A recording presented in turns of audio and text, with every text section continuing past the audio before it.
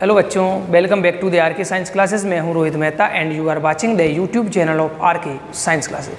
बच्चों, हमारा कक्षा 10 का चैप्टर नंबर 3 चल रहा था, धातु और अधातु। इस लेक्चर में हमने धातुओं के और अधातुओं के जो भौतिक गुणधर्म थे उनके बारे में चर्चा कर ली थी। और आज का जो हमारा हेडिंग है वो है धातु एवं अधातु आपस में कैसे अभिक्रियाएं करती हैं। धातु एवं अधातु आपस में कैसे अभिक्रियाएं करती हैं। आज का हमारा टॉपिक है धातु एवं अधातु आपस में किस प्रकार से अभिक्रिया करती हैं, इसके बारे में चर्चा करते हैं। तो जैसे कि बच्चों हमने ले लिया कोई धातु है। अब धातु कौन होती है? धातु वो होती है, बेटा सुना तुम भी ध्यान से, है ना। धातु वो होती है जो सामान्यतः क्या बनाती है? प्लस आयन देती है। प्लस आयन को हम कहते हैं धनायन। धातु वो है जो सामान्यतः क्या देती है? धनायन देती है। जबकि अधातु की हम बात करें, जैसे कि क्लोरीन है, तो क्लोरीन अधातु है। क्यों? क्योंकि ज़्यादातर अधातुएं जो है वो ऋणायन बनाती हैं। धातुएं क्या बनाती है बेटा? धनायन बनाती है। जबकि अधातु क्या बनाती हैं? ऋणायन बनाती हैं। तो हमारे पास ये है बात कि धातु और अधातु आपस में कैसे अभिक्रियाएं करती हैं। तो सबसे पहला पॉइंट ये है कि धातु और अधातु अभिक्रियाएं करती हैं अपना अष्टक पूरा करने के लिए। तो इसका आंसर क्या होगा? अपना अष्टक पूरा करने के लिए। जो धातु और अधातुएं वो अपना अष्टक पूरा करने के लिए क्या करती हैं? अभिक्रिया करती हैं। क्यों करती हैं? अपना अष्टक पूरा करने के लिए। अब अष्टक क्या है? तो अष्टक है किसी परमाणु का, किसी परमाणु के बाह्यतम कोश में, किसमें? बाह्यतम कोश में इलेक्ट्रॉनों की संख्या कितना करना? 8 करना। किसी भी परमाणु द्वारा अपने बाह्यतम कोश में कितने इलेक्ट्रॉन किए जाएं? 8 इलेक्ट्रॉन अगर हो जाते हैं तो हम इसको कहते हैं कि उस परमाणु का अष्टक क्या हो चुका है? पूरा हो चुका है। और जब तक अगर अष्टक पूरा नहीं होगा, जब तक अष्टक पूरा नहीं होगा तब तक की ये बात है कि वो अपना अष्टक पूरा करेगा तो उसे कोई ना कोई क्या करना पड़ेगी? अभिक्रिया करनी पड़ेगी। या तो किसी को इलेक्ट्रॉन देने पड़ेंगे या फिर किसी से इलेक्ट्रॉन लेने पड़ेंगे। तो सीधा सा फंडा क्या है इसमें बच्चों? धातु और अधातु आपस में अभिक्रिया करती है। क्यों करती है? अपना अष्टक पूरा करने के लिए। अब अष्टक पूरा करने के लिए चाहे तो इलेक्ट्रॉन देना पड़े या फिर चाहे इलेक्ट्रॉन लेना पड़े। तो जैसे कि हम एग्जाम्पल के लिए देखते हैं, सोडियम है। तो जैसा कि हम जानते हैं कि सोडियम आवर्त सारणी में 11वें स्थान पर आता है, यानी कि इसका परमाणु क्रमांक नंबर कितना है बच्चों? 11। और इसका इलेक्ट्रॉनिक विन्यास अगर मैं लिखूं तो इसका इलेक्ट्रॉनिक विन्यास होगा 2 8 1। 2 किस कोश में? के कोश में। के बाद L और L के बाद M, यानी कि के कोश में कितने इलेक्ट्रॉन आते हैं? अधिकतम 2 इलेक्ट्रॉन आते हैं। L कोश में कितने आ रहे हैं? 8। और M कोश जो अपूर्ण है उसमें कितना इलेक्ट्रॉन पड़ा है? 1। तो 2 8 1 किसका इलेक्ट्रॉनिक विन्यास है? सोडियम का। इसी प्रकार हम बात करें अगर क्लोरीन की, तो क्लोरीन जो है उसका परमाणु क्रमांक कितना आता है बच्चों? 17 आता है। और अगर इसका हम इलेक्ट्रॉनिक विन्यास देखें तो 2 8 7, क्योंकि टोटल इलेक्ट्रॉन कितने हैं? 17 इलेक्ट्रॉन हैं। 17 इलेक्ट्रॉन तो पहले कोश में अधिकतम कितने इलेक्ट्रॉन जाते हैं? 2 इलेक्ट्रॉन जाते हैं। दूसरे में कितने जा सकते हैं? अधिकतम 8 जा सकते हैं। और तीसरे में भी हमें कितना करना है? 8। लेकिन इसके पास टोटल इलेक्ट्रॉन कितना है? 17। तो 2 और 8 10 और 7 17। इस प्रकार हमें दिखाई दे रहा है कि सोडियम के बाह्यतम कोश में कितना इलेक्ट्रॉन है? 1 इलेक्ट्रॉन है। सोडियम के बाह्यतम कोश में कितना इलेक्ट्रॉन है? 1 इलेक्ट्रॉन है। सोडियम का बाह्यतम कोश कौन सा है? M है। और क्लोरीन का बाह्यतम कोश M है और उसमें कितने इलेक्ट्रॉन है? 7। यानी कि जो सोडियम है वो इस इलेक्ट्रॉन को क्या करना चाहेगा? त्यागना चाहेगा। क्या करना चाहेगा? त्यागना चाहेगा। और त्यागने के बाद उस तत्व पर क्या आ जाएगा? धन। धन का चिन्ह आ जाएगा, मतलब वो बना देगा सोडियम धनायन। सोडियम के पास 11 इलेक्ट्रॉन है और इसने अपना 1 इलेक्ट्रॉन त्यागा और त्याग कर क्या बना लिया? सोडियम धनायन। आ रहा बेटा तुम्हें समझ में? क्या बना दिया बच्चों? सोडियम धनायन। इसी प्रकार जो क्लोरीन है, क्लोरीन के पास बाह्यतम कोश में कितने इलेक्ट्रॉन है? 7 इलेक्ट्रॉन है। कितने इलेक्ट्रॉन है? 7। ये क्या करेगा? 1 इलेक्ट्रॉन को लेगा। 1 इलेक्ट्रॉन को लेने के बाद इसके पास कितने हो जाएंगे?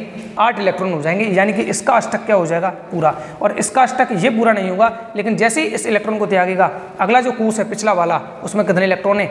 8 इलेक्ट्रॉन। मतलब इसका बाह्यतम कोश L हो जाएगा जिसमें अष्टक पूरा है। और क्लोरीन अगर 1 इलेक्ट्रॉन ले ले तो उसका बाह्यतम कोश कौन होगा? M होगा, जिसमें कितने इलेक्ट्रॉन हो जाएंगे? 1 इलेक्ट्रॉन लेने के बाद 8। मतलब इसका अष्टक भी क्या हो जाएगा? पूरा हो जाएगा। और जब कोई परमाणु इलेक्ट्रॉन लेगा तो उस पर कौन सा चार्ज आ जाएगा? नेगेटिव। यानी कि जो क्लोरीन है वो क्या बन जाएगा? नेगेटिव आयन बनाएगा। इस प्रकार सोडियम तो क्या बनाता है? Na+। और जो क्लोरीन है वो क्या बनाता है? Cl-। ये Na+ और ये क्या बनाएगा? Cl-। अब प्रश्न उठता है कि दोनों आपस में कैसे अभिक्रिया करती हैं। तो दोनों आपस में क्रिया करती हैं कि हमारे पास सोडियम है। सोडियम क्या करेगा? 1 इलेक्ट्रॉन त्याग देगा। क्या करेगा बच्चों? एक इलेक्ट्रॉन त्यागेगा। सोडियम का इलेक्ट्रॉन विन्यास क्या होता है 281, क्या होता है 281। Na+ जैसे एक इलेक्ट्रॉन त्यागेगा तो इसका इलेक्ट्रॉन विन्यास क्या बन जाएगा 28, यानी कि इसकी बाह्यतम कोष कौन सी हो गई जिसमें 8 इलेक्ट्रॉन कंप्लीट है। इसी प्रकार हम बात करें कि क्लोरीन है, क्लोरीन क्या करेगी, इसके पास कितना इलेक्ट्रॉन होता है 7, इसके पास कितना इलेक्ट्रॉन होता है 2 8 7, इसको एक इलेक्ट्रॉन की आवश्यकता है तो हम प्लस एक इलेक्ट्रॉन लिखेंगे, एक इलेक्ट्रॉन की आवश्यकता है तो एक इलेक्ट्रॉन लेगा और एक इलेक्ट्रॉन लेने के बाद ये क्या बना देगा Cl-, क्या बना देगा बच्चों Cl-। Cl- जैसे ही बनेगा इसका इलेक्ट्रॉन विन्यास क्या हो जाएगा 288, क्या हो जाएगा बच्चों 288, यानी कि इसका इलेक्ट्रॉनिक विन्यास जो है वो बाह्यतम कोष अब क्या हो चुकी है, अष्टक पूर्ण कर चुकी है, यानी कि पूरा भर चुका है। इस प्रकार हम इसकी संरचना अगर बात करें तो इसका बाह्यतम कोष में कितना इलेक्ट्रॉन है, एक इलेक्ट्रॉन है, कितना इलेक्ट्रॉन है एक, और इसकी क्रिया किससे करा रहे हैं हम क्लोरीन से, जिसके बाह्यतम कोष में कितने इलेक्ट्रॉन हैं 7 इलेक्ट्रॉन हैं। तो मैंने ये 7 इलेक्ट्रॉन किसकी बाह्यतम कोष में बना दिए क्लोरीन के में। Na तथा Cl की जब क्रिया करवाई जाएगी तो क्या होगा, ये सोडियम एक इलेक्ट्रॉन किसको दे देगा, क्लोरीन को दे देगा, किसको दे देगा बच्चों क्लोरीन को, और हमारे पास बन जाएगा Na+ और इधर लिखेंगे हम Cl, इसको बड़ा कोष्ठक है, इधर बन जाएगा Cl-, क्या बन जाएगा बच्चों माइनस। कैसे, तो एक इलेक्ट्रॉन किससे ग्रहण कर लेगा, ये एक इलेक्ट्रॉन ले लेगा किससे सोडियम से। तो इस प्रकार किस अणु का निर्माण हो जाता है, इस प्रकार हमारे NaCl अणु का क्या हो जाता है, निर्माण हो जाता है। तो क्या कर रही है, धातु तो इलेक्ट्रॉन देने की कोशिश कर रही है और जो अधातु है वो इलेक्ट्रॉन लेने की कोशिश कर रही है। इस प्रकार धातु से अधातु में इलेक्ट्रॉनों के स्थानांतरण द्वारा जो यौगिक बनते हैं उनको हम कहते हैं आयनिक यौगिक। कौन से यौगिक कहते हैं बच्चों, आयनिक यौगिक। कब बनेंगे, जब धातु से एक इलेक्ट्रॉन जाएगा और किसके द्वारा ग्रहण कर लिया जाएगा, अधातु द्वारा ग्रहण कर लिया जाएगा। तो इस प्रकार बनने वाले जो यौगिक हैं उनको हम कहते हैं आयनिक यौगिक। तो इस प्रकार हमने देखा कि Na क्या करेगा, Na+ बनाएगा, जबकि Cl क्या करेगा, Cl- बनाएगा, और Na+ और Cl- के मिलने से किसका निर्माण हो गया, NaCl, यानी कि सोडियम क्लोराइड का निर्माण होता है। यह हमारा पहला एग्जाम्पल है बच्चों जो किताब में दिया हुआ है। इसके बाद दूसरा एग्जाम्पल है MgCl2 का निर्माण। तो हम दूसरा उदाहरण हम देखने वाले हैं MgCl2 का निर्माण। किसका निर्माण, MgCl2 का निर्माण। इसका नाम बच्चों सबसे पहले नाम क्या होता है, नाम होता है मैग्नीशियम क्लोराइड।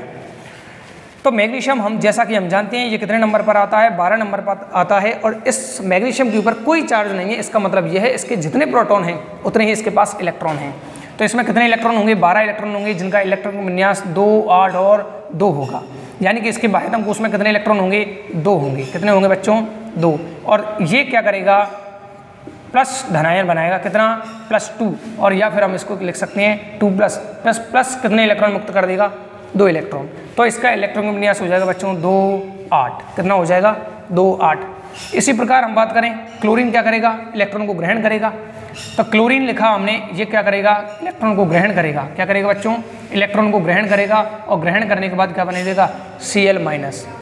अब यहाँ पर हम देखिए कितने Cl परमाणु ले रहे हैं, हम 2 ले रहे हैं। तो इसी प्रकार हम एक और क्लोरीन परमाणु ले लेंगे। अब हम 2 बार लिख सकते हैं या फिर हम सीधा लिख सकते हैं 2 2 और इसको लिख देंगे 2 क्लोराइड आयन। क्या लिख देंगे, 2 क्लोराइड आयन। इसका चित्र बनाने की कोशिश करें तो ये हमारे पास 2 इलेक्ट्रॉन हैं जो दे रहा है कौन, मैग्नीशियम। और इस प्रकार हम 2 क्या ले लेंगे, क्लोरीन ले लेंगे, जिनके बाह्यतम कोष में कितने इलेक्ट्रॉन है बच्चों, 7 इलेक्ट्रॉन हैं। इसमें कितने हैं, 2 8 और 7। कितने इलेक्ट्रॉन हैं, 2 8 7। तो इस जो बाह्यतम कोष में जितने इलेक्ट्रॉन हैं उसको इस परमाणु के साथ हम लिखकर क्या कर देते हैं, क्रॉस के रूप में दर्शा देते हैं। इसी प्रकार इसमें भी हम 2 2 4 2 6 और एक 7 इलेक्ट्रॉन हैं, उनको हम क्रॉस के द्वारा दर्शा देते हैं। अब एक जो इलेक्ट्रॉन है वो मैग्नीशियम का कहाँ जाएगा, इस क्लोरीन परमाणु के पास, और एक इलेक्ट्रॉन है वो कहाँ चला जाएगा, इस क्लोरीन परमाणु के साथ। कहाँ गया, मैग्नीशियम से एक तो जाएगा इस क्लोरीन के पास और दूसरा कहाँ जाएगा, इस क्लोरीन के पास। तो हमारे पास किसका निर्माण हो जाएगा, Mg तो +2 आ जाएगा क्योंकि 2 इलेक्ट्रॉन दे रहा है। या तो आप +2 लिखिए या 2+ लिखिए, दोनों बराबर बात है, लेकिन नए रूल के अनुसार इसको लिखा जा रहा है 2+। और इसी प्रकार हमारे पास क्लोरीन कितने आ जाएंगे, 2 आ जाएंगे। इसके इलेक्ट्रॉन बनाएंगे 2 2 4 2 6 एक साथ, और एक इधर से लिया गया है तो ये हो गया 8। और कितने परमाणु हैं, ये 2। तो इस प्रकार बच्चों किसका निर्माण हो जाता है, MgCl2 का निर्माण हो जाता है। तो आज की वीडियो में बच्चों हमने क्या देखा है, किस प्रकार से धातु और अधातु आपस में क्रिया करती हैं और अपना अष्टक पूरा करते हैं। किस प्रकार धातु और अधातु अभिक्रिया करती हैं आपस में, और क्यों करती हैं? अपना अष्टक पूरा करने के लिए करती हैं। जो धातुएं हैं वो सामान्यतः धनायन का निर्माण करती हैं, जबकि जो अधातुएं हैं वो सामान्यतः ऋणायन का निर्माण करती हैं। धातुएं सामान्यतः धनायन का निर्माण करती हैं, जबकि जो अधातु हैं वो सामान्यतः किसका निर्माण करेंगे बेटा? ऋणायन का। तो इस प्रकार एक धातु तो बनाएगी धनायन और अधातु बनाएगी ऋणायन, और धनायन और ऋणायन से मिलकर जो यौगिक बनते हैं, यानी कि जिनमें आवेश हैं या जिनमें चार्ज हैं, उनको हम कहते हैं आयनिक यौगिक। क्या कहते हैं बच्चों? आयनिक यौगिक। तो अगले वीडियो में हम आयनिक यौगिकों के गुणधर्मों की बात करेंगे कि आयनिक यौगिक किसे कहते हैं। हालांकि परिभाषा मैंने बता दी है कि आयनिक यौगिक वो है जिनमें धातु से इलेक्ट्रॉन का स्थानांतरण होता है अधातु में, यानी कि धातु से अधातु में इलेक्ट्रॉन के स्थानांतरण से बनने वाली यौगिक आयनिक यौगिक कहलाते हैं। अगले वीडियो में हम बात करेंगे कि आयनिक यौगिक के कौन कौन से गुण होते हैं, उनके कौन कौन सी विशेषताएं हैं, उनके बारे में चर्चा करेंगे। इसी के साथ अगली वीडियो और जो आएगा उसमें हम तनुकरण की नहीं बल्कि क्या कहते हैं उसको, एनोलीकरण और उभयधर्मी ऑक्साइड की आगे हम चर्चा करने वाले हैं। तब तक के लिए अगर आपको वीडियो पसंद आ रहा है तो बच्चों लाइक कीजिएगा, कमेंट कीजिएगा। अगर आपको कहीं भी किसी समस्या आ रही है, कोई टॉपिक अगर आपको 10th की साइंस से संबंधित कोई टॉपिक समझ में नहीं आ रहा है, चाहे आप ऑनलाइन पढ़ रहे हों या ऑनलाइन पढ़ रहे हों, अगर आपको समझ में नहीं आ रहा है तो हमारे साथ उसको कमेंट में बॉक्स में आप मेरे साथ शेयर कीजिए। मैं उस पर अलग से वीडियो बनाकर आपके डाउट का सॉल्यूशन कर दूंगा। ठीक है बच्चों, तो इसी प्रकार हमारे चैनल के साथ बने रहिए। तब तक के लिए जय हिंद, जय भारत, जय श्री राम।